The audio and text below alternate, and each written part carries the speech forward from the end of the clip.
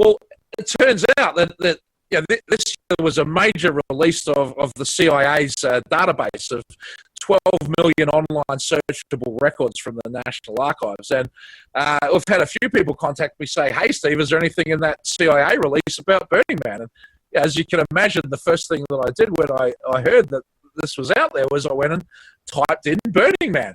And to my amazement, this is what came up, these two papers here, that the term Burn Man is a specific CIA intelligence community term. And it relates specifically to the destruction of documents. So these two documents here from 1966, they're talking about a problem where the CIA had to dispose of 920 cubic feet of records no longer needed by the agency. Yeah. So down at Baker Beach, et cetera, every year, they're probably burning tons of clandestine documents, et cetera, to get them out of there. Yeah, well, I mean, do you want to bet how many of this 920 feet of documents pertain to MK Ultra?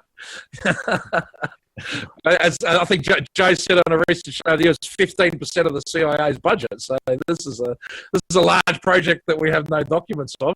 But anyway, the thing about these records is that there's a backlog in physical destruction because of these special records, and these special records could not be actually destroyed. Because whoever it was that had the job of doing document destruction for the CIA didn't have a high enough level security clearance to get rid of the records. So they needed to wait for the Burn Man to get the appropriate level security clearance.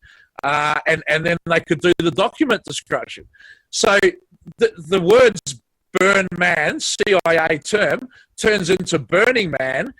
And the first time it appears is when the Cacophony Society is doing this military event for Oliver North, specifically about document destruction. They're having a truck to do the special shredding, right? It's comedy. Yeah. So good old CIA slapstick, you know. Yeah, you gotta ring the coincidence meter like hell for this. And then just to ring it again, Jan, when we began the series, we were attacked by this homeless guy, Douglas Dietrich, who claimed to have done this specific job.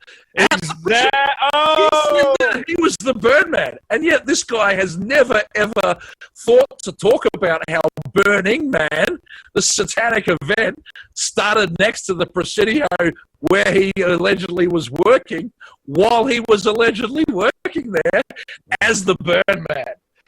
Right, and then he, of course, comes out with Professor Daryl Hamamoto slandering us and filed false copyright claims against your and my videos and had them temporarily taken down from YouTube to stall the spread of all of this. But, you know, here he is, and Daryl Hamamoto and all these guys are in the middle of this damn thing.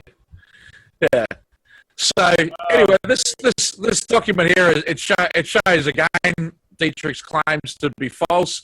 That, you know, if the CIA had documents that, you know, were too classified to destroy, they get the clearance for the appropriate person to do the destruction. Otherwise, no destruction happens.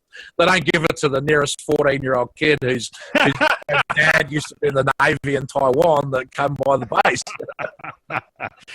And works in the basement of in the imaginary base. The imaginary basement of a building that we went into. Yeah, that's hilarious. Yeah, right. You know, for those who don't know what Steve and I are talking about, Steve and I actually went to the Presidio back in September and went to the library where Douglas Dietrich claims to have worked in the basement destroying these documents.